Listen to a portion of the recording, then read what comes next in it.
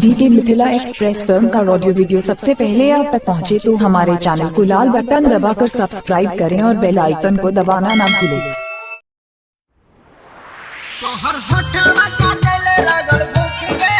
Vaishnavi recording studio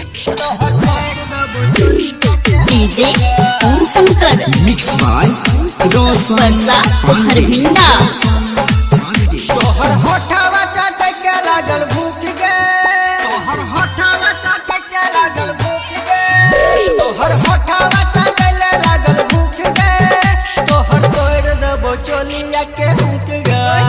तोहर तोड़ देबो चोलिया के हुक गे, तोहर होठवा चाटे ले लागल भूख गे, तोहर तोड़ देबो चोलिया के हुक गे।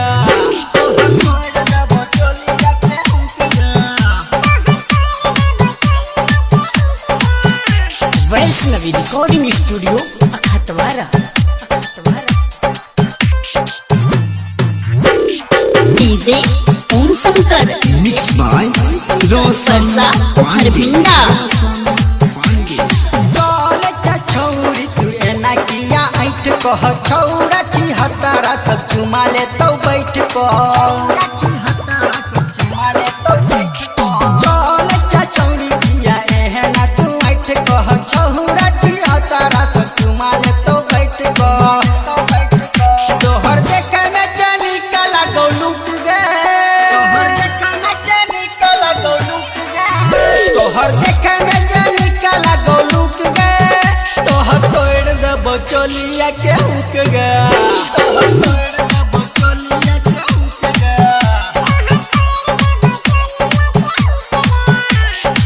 Vaishnavi recording studio अखतवारा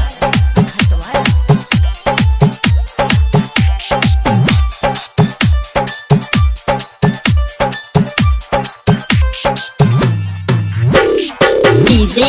Om Shankar mix by Varsha Harbhinda फुलरो निराल जे कहो बोला गप्पा, घोड़िया में तोरा जे मार देतौ ठप्पा,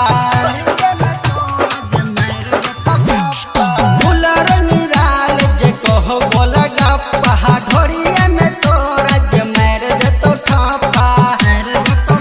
चौरी आना जुमरा सिला देतौ सुख गे, आना जुमरा सिला देतौ सुख गे,